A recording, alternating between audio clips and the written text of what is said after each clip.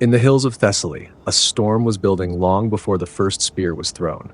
Two powers, Thebes at its height and Alexander of Pherae, the tyrant who refused to bow, were about to collide. Thessaly itself was fractured. Some cities welcomed Theban support, others despised it, and loyalties shifted from valley to valley. No commander could rely on anything except his own men. This episode follows Pelopidas in the final campaign of his life. You'll see how Thebes moved north to back its allies, how Alexander tightened his grip on the hostile parts of Thessaly, and how escalating skirmishes dragged both sides toward a confrontation neither could escape. We trace the political pressure, the tense negotiations, the forced marches over rough terrain, and the quick decisions that shaped the approach to Cynoscephalae. And then the battle itself, chaotic, uneven, fought across broken ridges where formations shattered and commanders had to lead from the front just to keep their armies from collapsing. This is the story of a divided land, a ruthless tyrant, and a Theban general who would not turn back, a clash where ambition, pride, and one fatal decision decided everything. After the Battle of Leuctra in 371 BC, Thebes emerged as the dominant power in Greece. In the following years, the Thebans systematically extended their influence across the Greek world. In the south, they campaigned in the Peloponnese to weaken Spartan authority, liberated the Messenians and Arcadians from Spartan control, and supported the formation of the Arcadian League as a pro-Theban counterweight in the region. In the north, they intervened in Thessaly to curb the expanding power of the city-state of Pherae. Although Pherae suffered military defeats and its ambitions were checked, it retained enough resources and local support to continue resisting Theban pressure. The leading figure in this resistance was Alexander of Pherae. He came to power in 369 BC after killing Polyphron, his uncle and the acting Tagos of the Thessalians. Alexander presented the act as the slaying of a tyrant, claiming he sought to avenge his father, Polydorus, who had died only months earlier, almost certainly the victim of Polyphron's own political violence. In removing Polyphron, Alexander positioned himself as the heir to both power and vengeance, but his subsequent rule quickly revealed a far more autocratic ambition. According to Xenophon, after Alexander murdered Polyphron in the early summer of 369 BC, he quickly assumed his uncle's authority and became Tagos of the Thessalians. His rise was not based on coercion alone. Alexander also sought to secure the trust and cooperation of the Thessalian communities through calculated diplomacy and persuasive rhetoric, advancing political proposals that appeared advantageous to them. In these early stages, he attempted to present himself not merely as a successor, but as a capable leader with a constructive vision for Thessaly. Yet it quickly became impossible for Alexander to continue his predecessor Jason's policy of moderation and respect for Thessalian nomos. He faced immediate resistance from the Elewads of Larissa, whose hostility was then reinforced by Macedonian intervention. Although Diodorus claims that Alexander was hated for his violent and severe rule, and that the Elewads sought assistance out of fear of his lawlessness, the sequence of events suggests otherwise. The Elewads appealed to the Macedonian king almost as soon as Alexander seized power, indicating that their decision was not a response to his conduct as Tagos. Rather, it reflects a preemptive move rooted in long-standing political rivalry and a determination to prevent Pherae from consolidating authority over Thessaly, regardless of how Alexander might ultimately govern. The Macedonian intervention caught Alexander off guard. He was unable to organize an effective defense or mount a timely counteroffensive against Macedonia. The Macedonian king stripped Alexander of control over Larissa and Cranon, but, contrary to the wishes of the Thessalian communities, retained Macedonian garrisons in both cities. Although this action has sometimes been interpreted as an act of treachery on the king's part, it appears more likely that it was undertaken in agreement with the Elewads, whose political interests it served. At about the same time, certain unidentified Thessalian groups are said to have requested Theban intervention against Alexander. It is difficult to determine which Thessalians might have made this appeal, though it is unlikely to have been the Elewads, who were aligned with the Macedonian court. The motives behind the Theban intervention in Thessaly are not entirely clear. Diodorus reports that the Thebans instructed Pelopidas to arrange Thessalian affairs in the interests of the Boeotians, while Plutarch stresses the personal ambitions of the general. After entering Thessaly, Pelopidas reached an agreement with the Macedonians and assumed control of Larissa and other Thessalian cities they occupied. When Alexander arrived in Larissa, Pelopidas attempted to make him, instead of a tyrant, one who would govern the Thessalians mildly and according to law. Alexander was unwilling to serve as merely a nominal leader of the Thessalians, and, refusing to accept such a limitation on his authority, he broke off negotiations and withdrew from Larissa. The following year, he reportedly fomented unrest in various Thessalian cities, likely in an effort to extend his control over them. The Thebans, however, were not persuaded that the situation warranted a full military intervention. Instead, they dispatched an embassy composed of Pelopidas and Ismenias, with the aim of restoring stability in Thessaly through diplomatic means. Once in Thessaly, Pelopidas succeeded in winning the support of certain local groups and raised a contingent of mercenaries. Although these mercenaries eventually betrayed him, he nonetheless managed to secure an agreement with the usurper Ptolemy of Alaros in Macedonia. When Pelopidas returned to Thessaly to take vengeance on the families of the mercenaries who had betrayed him and who still remained in Pharsalos, he unexpectedly encountered Alexander, who was advancing on the city at the head of his forces. Alexander seized Pelopidas and Ismenias and proceeded to capture Pharsalos. In the aftermath, Thessalian support for the Theban cause declined rapidly. Word of Alexander's actions outraged the Thebans, who had not expected the situation in Thessaly to escalate into open conflict. They rapidly mobilized a force of 8,000 hoplites and 600 cavalry, placing it under the command of the Boiotarchoi, Hepatos, and Cleomenes. Their mandate was to secure the release of Pelopidas and Ismenias by whatever means the magistrates judged appropriate for carrying out the assembly's directive. This marked the first occasion on which Thebes undertook a major military commitment in Thessaly, and the city-state lacked commanders familiar with the region's complex strategic conditions. This deficiency proved significant, for Thessaly was a difficult theater of operations when confronted by hostile forces. A capable opponent, particularly one with strong cavalry and intimate knowledge of the landscape, could readily hinder or disrupt the movements of an army inexperienced in Thessalian terrain. The size of the Theban force and the speed with which it advanced alarmed Alexander, who immediately dispatched envoys to Athens to seek assistance and an alliance. In exchange, he offered the Athenians access to inexpensive meat and grain. Athens accepted the proposal and sent an expeditionary contingent to Thessaly, consisting of 30 ships and 1,000 men under the command of the strategos Autocles. While Autocles sailed around Euboea, Cleomenes and Hypatos led the Theban army into Thessaly. There they were joined by cavalry from the Thessalian Confederacy, providing crucial reinforcement for their otherwise weaker mounted contingent.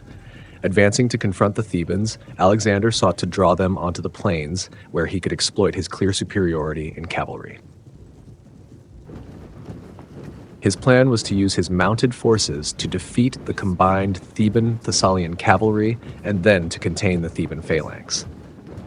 Once the infantry was held in place, his horsemen could cut off their foraging parties and force the Theban army to withdraw through attrition rather than a direct defeat.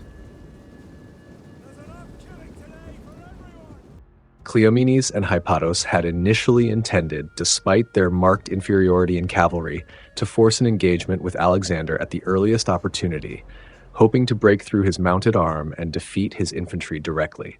However, north of the Thermopylae Pass, Alexander unexpectedly intercepted the Theban advance and brought it to a standstill. At this critical moment, the Thessalian allies accompanying the Theban force abandoned them en masse, leaving the army effectively isolated. The sudden defection completely unsettled the Boiotarchoi, who failed to take decisive action to extricate their troops from the developing crisis.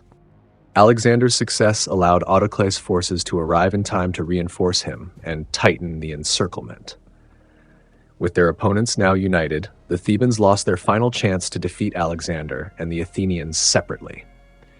The arrival of Athenian hoplites further reduced the likelihood of a Theban victory in a pitched engagement. At the same time, the Theban army was rapidly exhausting its provisions and could not subsist on the surrounding countryside, as the harvest season had already passed. The Boiotarchoi therefore ordered the army to break camp and withdraw. As the Thebans began their retreat, Alexander launched his cavalry against them, driving them across the plain and subjecting them to continuous harassment with javelins. To evade the Thessalian cavalry, the Boiotarchoi attempted to lead the phalanx onto rough ground, but this maneuver only disrupted the hoplites' formation. At that moment, the soldiers themselves called Epameinondas forward from the line and urged him to take command. The Boiotarchoi offered no objection. Epameinondas promptly reformed the phalanx and advanced it against the Thessalians, who withdrew in the face of the restored formation. Seizing the opportunity, he then ordered the phalanx to wheel into column and resume its march. Meanwhile, his cavalry and Haemapoi remained at the rear, repelling repeated counterattacks. This maneuver proved effective enough that the Thessalian forces withdrew, enabling the Thebans to continue their retreat in good order. Although the army ultimately returned home without further incident, Cleomenes and Hypatos were impeached for incompetence and subjected to heavy fines. Despite Epameinondas' notable display of tactical skill, the Thebans had not achieved their objectives and had, in fact, only narrowly avoided a complete catastrophe. By the time Epameinondas brought the army home in 368 BC, the troops were too shaken and the campaigning season too far advanced for Thebes to attempt another offensive against Alexander. In 367 BC, Epameinondas, now restored to favor, was elected Boiotarchos once more, as the Thebans had no intention of abandoning Pelopidas and Ismenias. Over the winter, he reorganized the army, putting it through strict training and drill in preparation for a renewed campaign. The setback in Thessaly had been the first since Leuctra, and Epameinondas was determined it would not happen again. In 367 BC, he marched north once more to secure the prisoners' release. His very presence unsettled Alexander's commanders, who had already seen what he could do. That reputation only deepened when he forced a crossing of the Spercheios River under the eyes of a Thessalian detachment sent to stop him. Even so, he moved with caution, intent on deterring Alexander from executing Pelopidas and Ismenias. Epameinondas had not yet reached Thessaly when Alexander, likely during the preceding winter, carried out massacres at Skotusa and Meliboea. In response, Epameinondas adopted a deliberate strategy that prioritized systematic devastation of the surrounding countryside rather than seeking a pitched battle. His objective was to exhaust the tyrant's resources and gradually undermine his military position. That he managed to neutralize Alexander's cavalry on terrain that favored the Thessalians is, in itself, a strong testament to his tactical skill. In due course, Alexander dispatched envoys to negotiate with Epameinondas. Having received no meaningful support from his Athenian allies, the tyrant now found himself confronting the Thebans alone and to no effect. Seeking a way out, he attempted to use Pelopidas and Ismenias as bargaining chips. His representatives proposed an agreement, the release of the two men in exchange for a treaty of peace and friendship. Alexander may also have sought formal recognition of his tegeia and de facto control over Thessaly. He could, moreover, threaten to execute his prisoners if his terms were rejected. Epameinondas, unwilling to acknowledge Alexander's authority in Thessaly, officially offered nothing more than a 30-day truce in return for the prisoners' release. Once the Thebans had recovered their countrymen, they were unlikely to resume hostilities immediately after the truce expired. Epameinondas thus employed the simplest means to achieve his objectives without committing Thebes to any lasting settlement. Alexander clearly understood that Epameinondas was giving him a way to preserve his position unchallenged, and he accepted the arrangement. The Thebans recovered their prisoners, left Alexander's power structure intact, and effectively abandoned their Thessalian allies for the next 3 years. In 364 BC, Alexander of Pherae, largely inactive since Epameinondas' campaign of 367, renewed his push to break the cities of the Thessalian Confederacy. For the first time in the decade, the Thessalians tried to face him without outside help and failed. By overrunning Theotic Achaia and Magnesia and planting garrisons in both, Alexander threatened to split the Confederacy both in land and in politics. In answer, the Thessalians turned to Thebes, asking that Pelopidas be put in command of the relief force. The Theban assembly, spurred on by Pelopidas himself, agreed. The decision restored him to a northern command and gave him the chance to settle accounts with the man who had once held him captive. As if Alexander's gains in Thessaly were not already serious, the operations of Timotheus of Heraclea in the region of Macedonia and the Chalkidike threatened to undermine Theban influence across the entire north. Swift and decisive action in Thessaly against Alexander therefore served a dual strategic purpose. It checked the tyrant's advance and simultaneously positioned a Theban force where it could monitor Timotheus, reinforce the alliance with Macedonia, and, if necessary, intervene directly in Macedonian affairs. The Boeotian assembly had granted Pelopidas command of nearly 7,000 men, around 5,000 hoplites, 1,500 light troops, and 500 cavalry.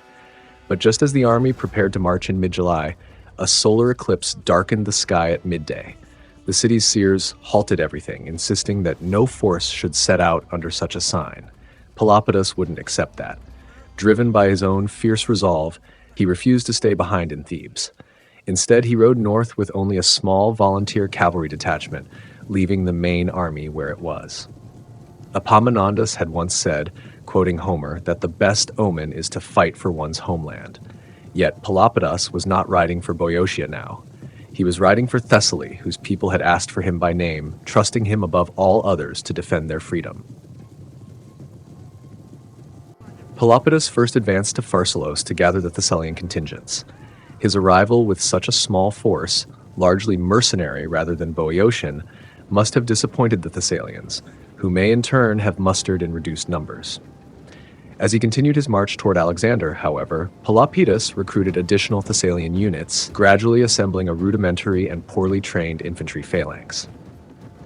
This composite force was likely comparable to his Theban detachment in total infantry strength, with the spearmen drawn from Greek mercenaries and the light troops from allied tribal groups. In cavalry, he was somewhat stronger, perhaps fielding around 2,000 riders. Nevertheless, Pelopidas remained significantly outnumbered, possibly by a ratio of 2-1. Since the tyrant commanded far greater resources and Pelopidas' force was already at its maximum possible strength, time clearly worked in Alexander's favor. Delay would only allow the larger army to grow stronger, leaving Pelopidas no room for hesitation. True to character, he refused to be intimidated by the disparity of numbers. He assembled his troops and advanced toward Pherae, intent on forcing a decision before Alexander completed his preparations. Although Pelopidas knew the tyrant was concentrating his forces, he lacked precise intelligence on Alexander's exact movements and hoped to strike before the enemy was fully ready. Marching north of Pharsalos, Pelopidas crossed the Enipeus and then turned east, following the river valley. The ground there is largely level, but farther east, the terrain along the northern side rises gradually into low, rolling hills. Meanwhile, Alexander of Pherae, advancing toward Pharsalos from the east, halted at the Thetidion, on whose foundations the modern chapel of Avios Athanasios now stands. The position offered him an unobstructed view across the valley to the west, allowing him to observe Pelopidas' movements in detail. Pelopidas, determined not to be caught off guard, had sent scouts ahead. They soon confirmed that the tyrant was already positioned at the Thetidion. Diodorus reports that Alexander commanded a force numbering 20,000, while Plutarch gives a slightly reduced estimate, noting that the tyrant fielded twice the infantry strength of the Thessalian coalition. This implies roughly 10,000 hired hoplites supported by approximately 3,000 light infantry, a figure consistent with the scale of mercenary forces Alexander regularly employed. Thessaly's total cavalry potential is estimated at about 6,000 riders. Applying a proportion comparable to the infantry estimates produces a mounted arm of roughly 4,000 horsemen, yielding a total force of about 17,000 combatants. This reconstruction aligns both with ancient testimony and with what is known of Thessalian military capacity, providing a plausible order of battle for Alexander of Pherae on the eve of his confrontation with Pelopidas. Despite the size of Alexander's army, Pelopidas pressed for an immediate engagement. Both commanders dispatched their infantry to seize the ridge immediately west of the Theban, the same ridge now occupied by the modern village of Bekides. At the same time, Pelopidas personally led his cavalry against the tyrant's horsemen who were still holding the sanctuary. His cavalry routed them with ease and drove them entirely from the field.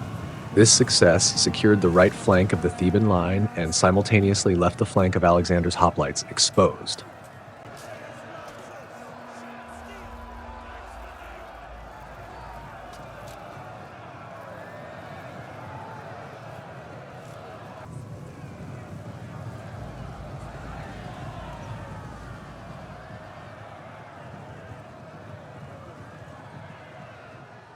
The struggle now shifted to the contest for the ridge.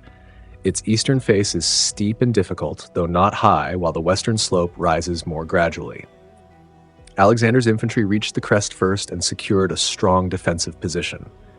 The Karamatlis, with its steep banks, protected their rear. The elevated ground of the ridge secured their right, and the open terrain in front provided an ideal downhill approach for an offensive advance. Only the left flank, extending southward toward the valley of the Enipeus, remained exposed, lacking any natural obstacle to anchor it. Pelopidas's Thessalian hoplites assaulted the western slope with determination, but Alexander's infantry, securely entrenched on the crest, exploited every advantage their elevated position offered. From above, they unleashed a steady barrage of javelins and stones, raking the Thessalian ranks and halting their ascent. The attackers held their ground with remarkable endurance. The fact that they did not collapse under such punishment speaks to their resilience. Yet their position was untenable. Every moment spent on the exposed hillside pushed them closer to annihilation. The scene was grim. Thessalian hoplites clung to the hillside, breath ragged, their shields splintered and helmets ringing from impacts. Wounded men slid backward down the incline, dragged by comrades or tumbling alone. Above them, Alexander's lines stood firm, dark silhouettes against the ridge, moving with the methodical confidence of troops who knew terrain, position, and momentum were all turning the battle in their favor. Still, the Thessalians refused to yield. Step by brutal step, they braced against the downward force of impact after impact, their phalanx wavering but not breaking. Shouts carried over the slope, orders drowned by the clash of bronze, the hiss of missiles, and the groans of men under strain. The entire western flank of Pelopidas' force hovered on the threshold between endurance and destruction. From within this storm, Pelopidas acted, not with reckless fury, but with precise tactical insight. He saw that holding the line was no longer enough. The moment demanded a bold stroke to prevent the collapse of the entire assault. His steadiness under pressure, his ability to think clearly when the field trembled around him, became the margin between survival and ruin. Pelopidas maintained complete control over his forces and skillfully coordinated their actions throughout the engagement.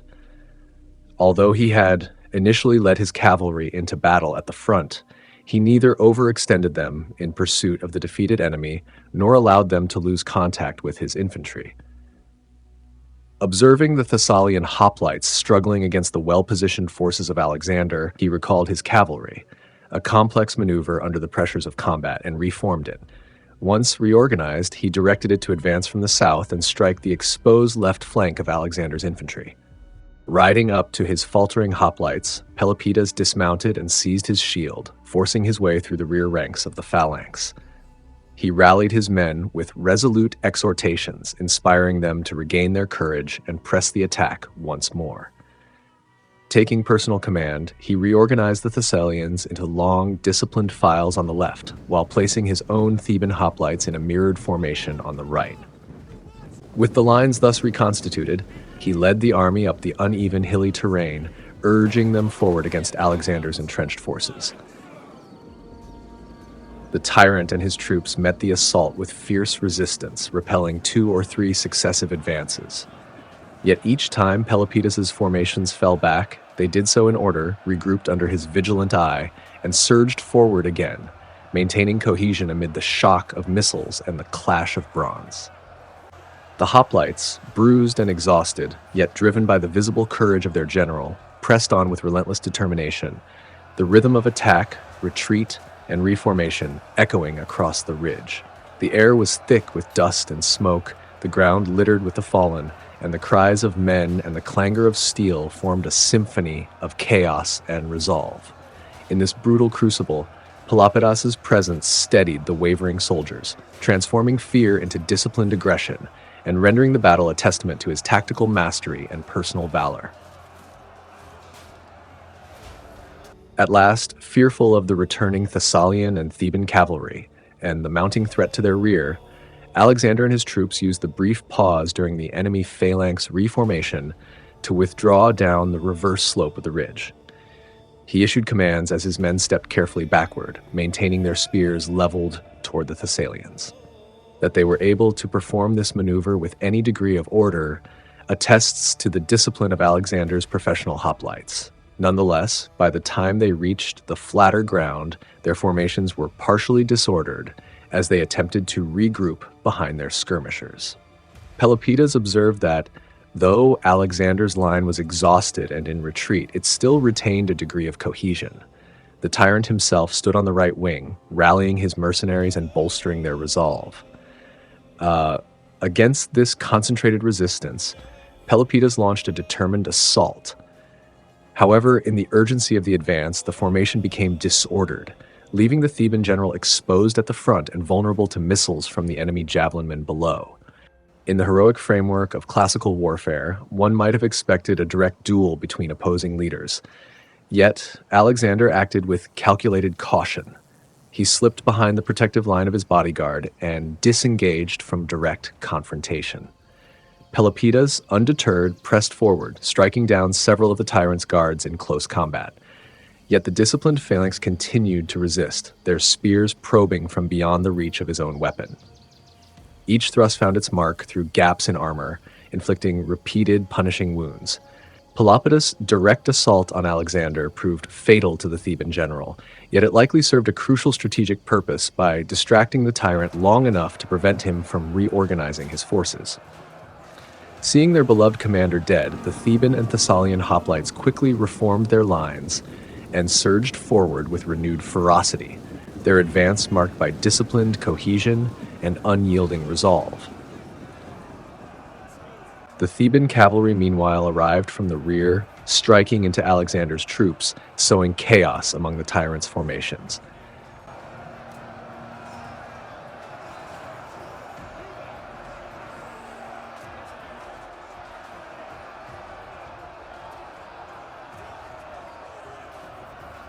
Unable to withstand the simultaneous pressure from both infantry and cavalry, Alexander's soldiers broke and fled in disordered retreat.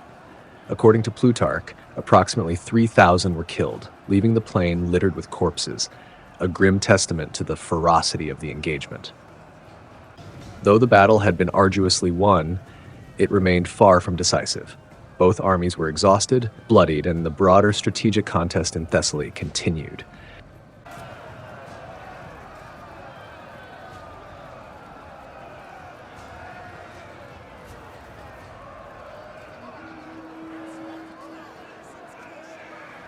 Back on the ridge, the Thessalian soldiers, clad in armor and bearing wounds from the fighting, surrounded the lifeless body of Pelopidas with a ring of captured weapons. This arrangement, both a trophy and a memorial, represented an unprecedented gesture of honor on a Greek battlefield. In mourning, they cut their hair and sheared their horses' manes, echoing the heroic customs of the age of Achilles, and stood in solemn silence. Though the battle at Cynoscephalae had been won for the day, the victory was overshadowed by the profound loss of their revered commander. As news of the disaster spread, magistrates arrived from nearby towns, bringing rich grave offerings to honor Pelopidas. Thessaly, having sought the right to inter him, regarded his death as a greater loss to their land than to Thebes. Their envoys declared, "You have lost a good leader, but we have lost him, and our freedom as well." They believed that further Theban intervention on their behalf was unlikely. Yet they were mistaken. Thebes was already preparing a punitive expedition. The loss of Pelopidas struck Epameinondas most profoundly, for he had relied on him as a steadfast ally. The two men had jointly led the campaign to liberate Messene and had overseen the city's establishment. Although the subsequent trial had created tensions between them, Their partnership endured. 3 years earlier, Epameinondas had personally secured Pelopidas' release from Alexander's custody. Now, with Pelopidas gone, no rescue was possible, and Epameinondas had no partner of comparable stature. The success of Thebes' northern strategy would rest on his shoulders alone. The army previously detained in Thebes was quickly mobilized to confront Alexander, whose forces had been weakened at the Battle of Cynoscephalae. Rather than risk another defeat, the tyrant accepted terms. He agreed to confine his rule to Pherae and its harbor, and to become an ally of the Boeotian League. Thebes assumed control of Magnesia and Achaia of Theotis, and Alexander promised, according to Diodorus, for the future to be the ruler over Pherae alone. This settlement established Thebes as hegemon over Thessaly, and Alexander was required to provide troops for Theban military campaigns. He was later assassinated in 358 or 357 BC by his wife Thebe and her brothers.